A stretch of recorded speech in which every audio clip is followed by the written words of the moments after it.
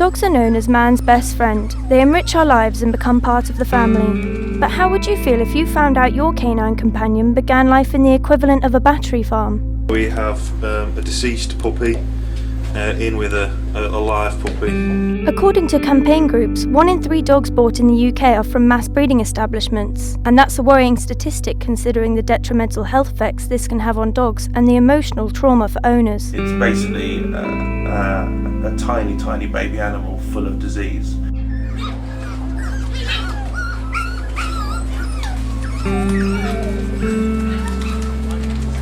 Life on a puppy farm can be bleak. Large numbers of dogs are kept in confined and squalid conditions, and veterinary care is rare. This footage is from anti-puppy farming campaign group Cariad. They're calling for a change in the law because, perhaps surprisingly, puppy farms are not illegal as long as they're licensed. However, the problem is that a lot of councils don't have the resources to carry out inspections and determine whether a breeder is genuine or farming puppies for profit, somebody that keeps dogs not as pets, but in order to repeatedly breed them, often inbreeding and giving little thought to their animals' welfare. Either from cramped conditions or just from pure fear, she'd adopted a stance where her back was really curved. She had all bowl patches to her fur, and she smelt what can I describe as sort of burning flesh, which is from the urine because it burns their skin. Many breeding dogs will not get out alive. They will be shot or they will be drowned or strangled. A metal garden waste incinerator loomed by the gate. I lifted the lid and saw the decomposed and partially incinerated remains of dogs. Some puppies die before they are sold. We have a deceased puppy in with a live puppy. And the survivors often face serious health issues. You've got all the viruses, so you've got parvovirus, you've got bacterial infections, kennel cough obviously, pneumonia, E. coli. You've got surgical problems, so you've got sort of knee problems and elbow problems, eye problems, heart problems. And you've also got behavioural problems as well, so you've got nervous aggression, you've got animals that are terrified when they leave their mum too early because they haven't been socialised. So when it's seen in the pet shop and it's just a bit tired, it's basically a tiny, tiny baby animal full of disease. This is the problem that one woman from Plymouth found when her new spaniel's health deteriorated and she needed a blood transfusion. It then emerged that there were problems with the new puppy's paperwork. The pedigree certificate looked as though it had been doctored, and although the seller is from Wiltshire, the vaccination records show that the puppy was treated in Wales. The country campaign groups hold responsible for 80% of puppy farms in the UK. The problem is, most people don't buy straight from a puppy farm. They buy from a dealer, and these people buy in puppies cheap from puppy farms and sell them on for profit, often from their own house, which makes it an easy trap to fall into. And when confronted with customers whose puppies have fallen ill, some puppy farmers and dealers are less than sympathetic. He said, I told you if anything goes wrong, you phone me.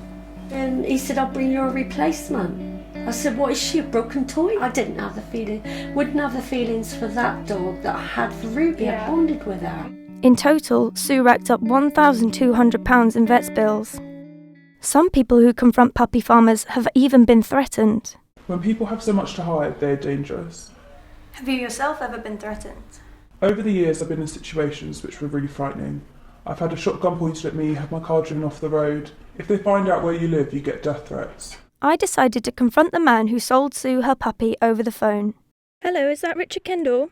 Speaking. Hello, I spoke to you on the phone earlier. I'm a journalist and I'm making a documentary about puppy farming. I've been speaking to Sue Smith and she claims that you're selling puppies from a puppy farm. Can you confirm if this is true?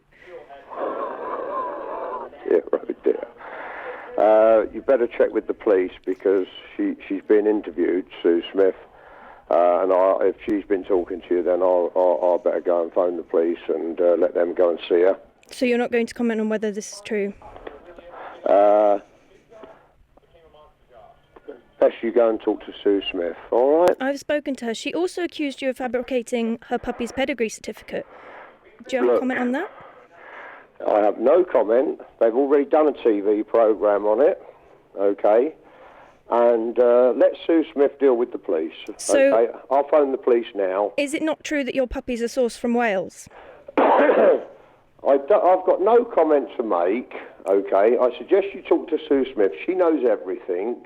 I then also wrote Richard Kendall a letter, offering him the chance to respond to Sue's allegations. After Sue took Mr. Kendall to the small claims court, he has been made to pay the cost of her puppy's veterinary treatment, as he didn't turn up to the hearing, and so the court ruled in Sue's favour. However, although he is said to have deceived Sue, he's not actually breaking the law by selling these puppies, as he has a licence, and this is why campaign groups are trying to raise awareness and calling for a change in the law. When you're looking online, Google the mobile number of the seller, because that usually brings up pages and pages of different litters. But really, if you really want a puppy, you have to see it with its mum. There's no question about it. A good breeder will make you go to their breeding establishment. They will interview you as much as you will interview them. If you're an animal lover and against the unscrupulous breeding of the dogs in these puppy farms, please join us. We've come here today to try and raise awareness about puppy farming in the UK, and we're calling for new legislation. We need stricter breeding controls. So, 1951 Pet Animal Act is in desperate need of being overhauled. The government really doesn't listen to welfare as much as it listens to industry. The fear is that if you ban puppies and kittens from pet shops, for example, or being sold by pet shop licence holders, the third parties and the dealers, it will lead to a ban on fish in pet shops or lizards. So really, shops that sell all these pets have got kind of a stranglehold on the industry. Last year we came that bit closer to seeing an end to puppy farming after new legislation came into force in Wales. The new law states that puppies can't be taken away from their mums until they're at least 8 weeks old. All breeding dogs and puppies must be microchipped, and there needs to be at least one member of staff per 20 dogs at a breeding establishment. Breeders also need to show that their puppies are adequately socialised and all their dogs are environmentally enriched. However, until we see a change in legislation nationwide, or at least an updated way of enforcing the law, puppy farming will continue.